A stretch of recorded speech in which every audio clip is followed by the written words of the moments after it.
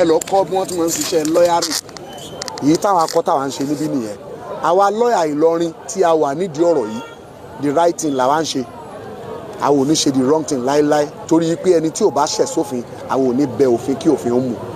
ọ̀rọ̀ warrant bó ṣe rí nìyẹn wọ́n máa ń pariwo káàkiri ariwo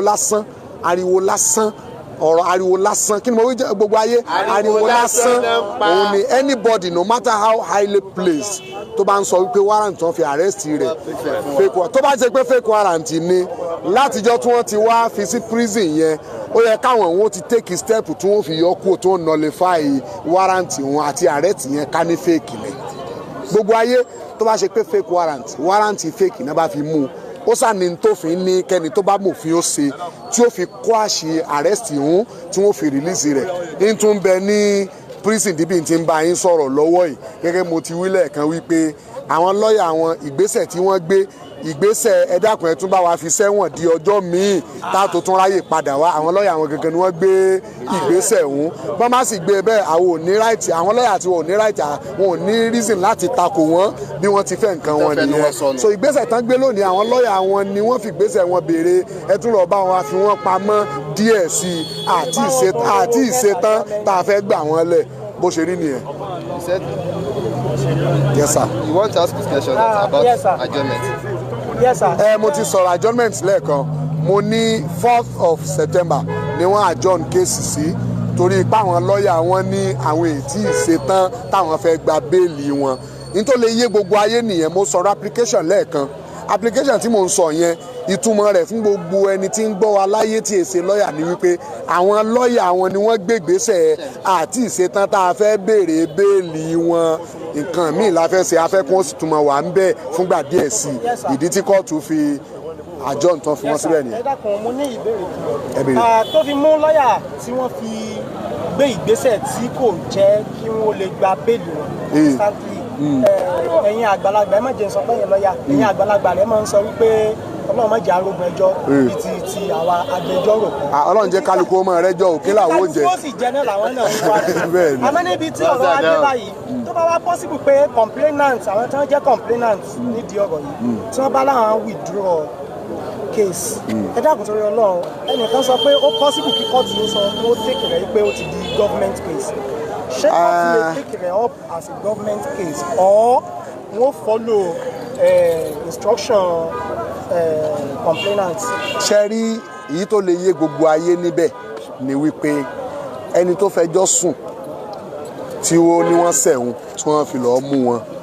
òun ni ó give evidence in court o tó bá lóun ò ṣẹjọ́ mọ́ kódà tí gọ́ọ̀mẹ̀ntì bá take it up gọ́ọ̀mẹ̀ntì ò ní wá kóòtù wá ro ẹjọ́ kó wá give evidence tí ò bá sì sí evidence kò ní sábà yọrí ẹjọ́ o ìdí nìyẹn tó fi já sí pé gbogbo kéèsì mo fẹjọ́ yàn sùn láyé pé ó ṣẹ̀mí òfin bá mi mú bẹ́ẹ̀ ni tó fẹjọ́ sùn bá ti ní mo yọnu ìǹṣe mọ́ tí anybody bá tún hold on to that case ẹni yóò kàn waste time ara rẹ̀ ni because ẹni tọ́rọ̀ kan ò lè fabricate evidence ẹni tí wọ́n ṣẹ̀ ló lè wá rojọ́ pé n tó ṣe fún mi ní bóun bá ti kọ̀ tó lòun ò wá kóòtù mọ́ ta ni ó give evidence tí wọ́n fi ṣẹjọ́ bó ṣe rí nìyẹn. Yes sir ẹ dákun ẹ má bínú sir according to tí àwa káàkiri sì tún gbọ́ a gbọ́dọ̀ sọ pé àmọ́ wájú ẹ̀yin fẹ́ jẹ́ bàbá. Ọlọ́run lọ́ba tó mọ̀ ju gbogbo wa lọ. ẹ mọ̀ pé a ní English law and Islamic law which is Sharia law. Yes. Under the Sharia law or under any law is it polite kí èèyàn fight on behalf of God kí èèyàn lóun gbèjà Ọlọ́run. èèyàn lè gbìjà Ọlọ́run ṣùgbọ́n èèyàn lè gbìjà integrity ara rẹ̀ látara ẹ̀sìn tí ń sìn. mo ṣàpèjúwe kan fún àwọn èèyàn nígbà tá à ń sọ̀rọ̀ mo ní Kwara State ibi tí wọ́n ti ń ṣẹbọ pọ̀ dáadáa ibi tí wọ́n ti ń so ìṣà pọ̀ dáadáa ní Kwara State kódà àwọn tí ń ṣe ní kọ̀rọ̀ ń bẹ within the Emirates táwọn mùsùlùmí kọ̀ọ̀kan sì mọ̀ tí wọ́n sì dín wọn lọ pé kán mọ̀ sí tiwọn tí mùsùlùmí Ìlọrin bá fẹ́ wà intolerant àwọn ibi tí wọ́n ti ń ṣe ní kọ̀rọ̀ within the Emirates wọ́n ti lọ tún wọn ká bọ́dẹ̀ nǹkan kan ò sí bí ipá àwọn rí wọn ṣùgbọ́n káwọn kan wá dira wọn ní pàǹpá láwọn ìlú míì nínú Nàìjíríà kún láwọn ń kó ẹ̀sìn àwọn bọ̀ wá sí Kwara State kò yàtọ̀ sí kí bàbá wa Mulku Salman ọba mọ́kà tó ní kó wá announce pé gbogbo mùsùlùmí ayé torí pàwa mùsùlùmí ní right láti practice ẹ̀sìn wa mi tó bá wù wá o torí náà gbogbo mùsùlùmí ayé o hajj 2024 Róòmù láti lọ́ọ́ ṣe o àbí kí the revered pope kí wọ́n wá announce pé gbogbo ẹ̀yin kírísítẹ́nì ayé torí pé christianity a ní right àti practice ẹ̀sìn wa níbi tó bá wù wá gbogbo kírísítẹ́nì ayé Christmas 2023 tí ń bọ̀ yìí o Mọ́kà láti lọ́ọ́ ṣe é o mo ní kò yàtọ̀ síbẹ̀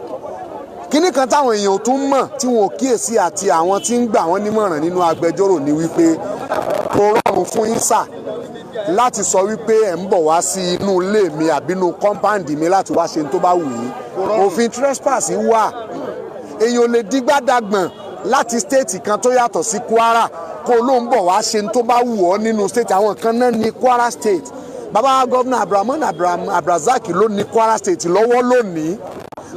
gómìnà ìlú kankan míì kò lè dìde pé òun bọ̀ wá ṣe tó wù wọn àwọn aráàlú òun bá ṣe tó wù òun nínú Kwara state gómìnà àwọn sọ pé ilé ìwé ni ò lè wá bá ṣe tó bá wù ẹ́ ní tí mo bá gbà ọ́ láyè ni o lè ṣe ń bí bọ́rọ̀ wọn ti rí nìyẹn ẹ lè dígbàdàgbọ̀n pé ẹ fẹ́ wá ṣẹbọ nílọrin àlẹ́ àlìkùá àwọn ìlú mi ń bẹ ní Kwara state tí wọ́n ti ń ṣẹbọ kí ló dé tí wọn ò lọ bẹ̀ ó pọ̀ ní Kwara south àwọn ìlú tírú bẹ́ẹ̀ jọ ó pọ̀ ní Kwara south kí ló dé tàn lọ bẹ̀ wáì Ìlọrin ará Ìlọrin sì láwọn ò fẹ́ kí ló wá dìjà ń bẹ̀ kí gbogbo ayé náà fi ẹ dákun ẹ bá mi fi òye àgbà tẹ́ ẹ bá fi ń gbọ́ mi nílé ẹ fi gbọ́ ọ̀rọ̀ yìí kí ọba Mọ́kà ó ní hajj 2024 o torí pé mùsùlùmí ní right àti ṣẹ̀sìn wa mi tó wà wá Róòmù láti lọ́ọ́ ṣe ìfihàn nìyẹn àbí kí bàbá wa póòpù kó wá ànánsì pé gbogbo kírísítẹ́nì ayé Christmas 2023 December 25 yìí o gbogbo wa Mọ́kà ní ẹja ti lọ́ọ́ pàdé láti ṣe o kí gbogbo wa ó fi objectivity àtẹ̀mí tó mọ́ ká fi gbọ́n tí mò ń sọ yìí ká jọ ọ́ wò nínú làákàyè ẹni pé kò lè tako làákàyè ẹnìkankan àfẹnití làákàyè rẹ bá kù díẹ̀ káàtó bọ́rọ̀ yẹn ṣe rí nìyẹn sà. ẹ jọ̀ọ́ ìbéèrè mi lélẹ̀ ọ̀rọ̀ kan lọ káàkiri lórí wípé Ìbàdàn níta ni Ọlọ́run ti ṣẹ̀ wáyé tó ṣe jẹ́ pé Ìlọrin náà tí wọ́n ń gbẹ́jọ́ rẹ̀ ọ̀rọ̀ yẹn ń jà káàkiri. ṣe rí issue jurisdiction matter of law ni kóòtù ló lè determine rẹ̀ ẹ rí i pé mo sọ kinní kan lẹ́ẹ̀kan àhesọ ọ̀rọ̀ ló pọ̀ jù lórí atẹ́gùn àkọ́kọ́ tí màá bọ́ sórí screen tí màá sọ̀rọ̀ ṣe ayé ní láti yọ tí mo ti ń ṣiṣẹ́ lọ́yà and for your information this is my 23rd year of law practice across Nigeria ọdún 23 tí n ti ṣiṣẹ́ lọ́yà ni lábẹ́ bẹ́ẹ̀ náà ni mo ti ka law tí mo ti di doctor of law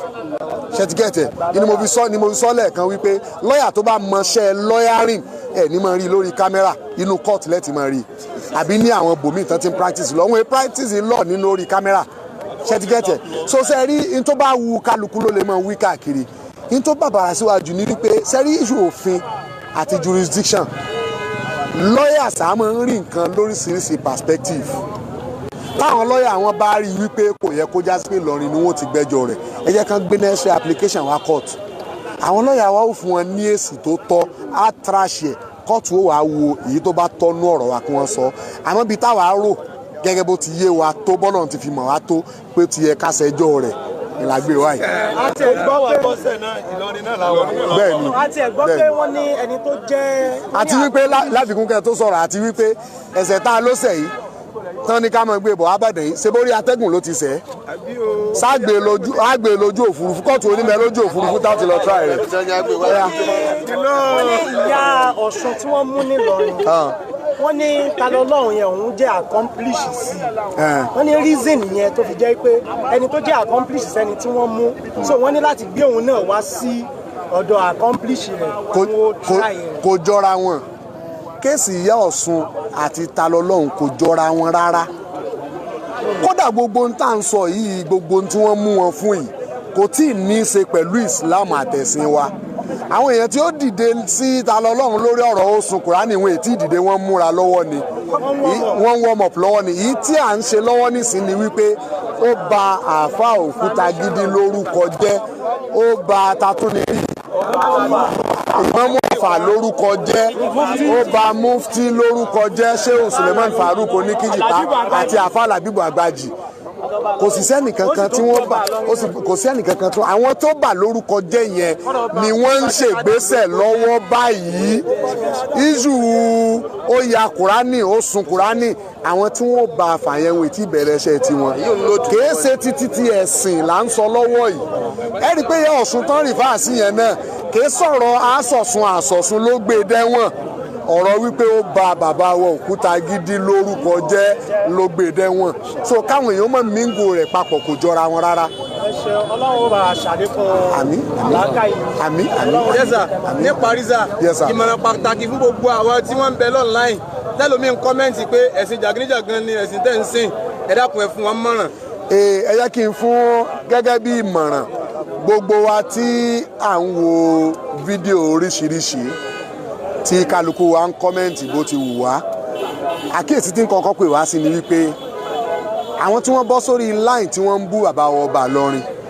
ìwọ ṣe bẹ́ẹ̀ lẹ́ẹ̀kan sí wí bẹ́ẹ̀ lẹ́ẹ̀kan sí wallahu ya'simuka minan nas la takhafu darakan wala takhsha wala hawla wala quwwata illa billah. tó bá já sí wípé ìwọ tí ọ̀ ń bá wa jà lórí pé a ní kéèyàn mọ̀ bú bàbá wa Ọba Ìlọrin àtàwọn tí wọ́n bí wa mọ́ tó bá mo fẹ́ bí ọ tó bá jẹ́ pé bàbá tiẹ̀ ló jọba ìlú yín tẹ́nìkan ń bú bẹ́ẹ̀ say the same position ló hold. àwọn àáfàá wa bàbá wa Òkútagídí bàbá wa mufti Ìlọrin àti bàbá wa Ìmámù Ọ̀fà ká ní bàbá ti tiẹ̀ ní àgbà ìjọ ìjọ ẹ̀sìn tí wọ́n náà ń sìn tẹ́nìkan bọ́ sórí ìhà tó sọ ọ̀rọ̀ burúkú tí wọ́n sọ òun sí wọn ṣé position rẹ the same thing ló máa jẹ́. ẹlẹ́ẹ̀kẹta tó bá yá sí pé nínú ẹ̀sìn rẹ ẹ̀sìn tiẹ̀ náà ni wọ́n bọ́ sórí atẹ́gùn tí wọ́n ń fọ̀rọ̀ burúkú lálàsẹ ìwọ àti ẹ̀sìn rẹ tó bá tẹ̀já sí pé òjò ní Ọlọ́run tí yín ò dá yín lójú ẹ̀sìn tẹ́ ń sí ń sí ó bàbàrà sí yín tẹ́ ẹ̀ ní lè ṣe nǹkan kan láàrin ìwọ náà nínú rẹ sínú rẹ ó dùn. sótórí ìdí èyí ẹ jẹ́ kí gbogbo wa tá à ń gbọ́ wa káàkiri ayé tá a sì ń dá sọ̀rọ̀ yìí kí kálukú ó dá sí i ní ọ̀nà finájóra rẹ wò bó ṣe rí kó o tó fi jó èèyàn ẹgbẹ́ rẹ Dr. Sikiru Ayinde Barrister ló wí bẹ́ẹ̀ fi rora rẹ wò tó bá ṣe wọ ni wọ́n ṣerú tí wọ́n ṣe ṣé ó fọwọ́ lẹ́ran tó bá ti wò wò òun ni ó gáìdì rẹ ló fi mọ ọ̀nà tó gbà dá sátírù tó wí má jẹ́ ká fi sẹ́ńtímẹ́ǹtì wípé àwa mùsùlùmí ní ọkọ̀ ẹ̀kún sí báyìí àsán tá a fi nà yálé ó ṣeé ṣe kí wọ́n fi pamọ́ sí àjà fún ìyàwó. nígbẹ̀yìn ẹ̀rọ máa dákọ̀ yín lẹ́ẹ̀kan sí. orúkọ tèmi ni àfà Dr. Gbàngbọ́ Ọlọ́run AH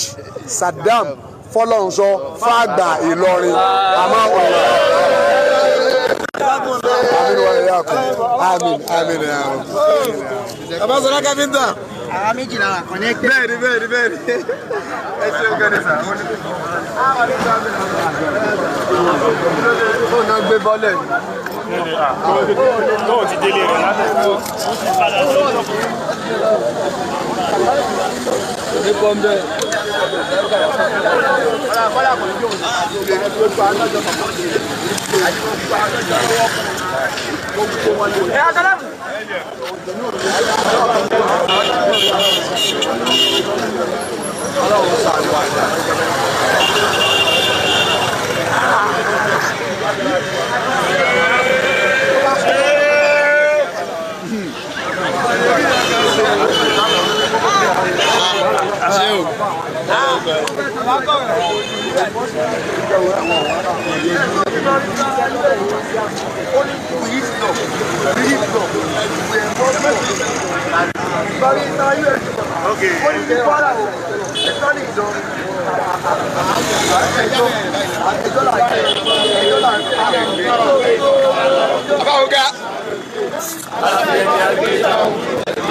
وأرسل عليهم طيرا أبابيل ترميهم بحجارة من سجيل وجعله كعصف مأكول.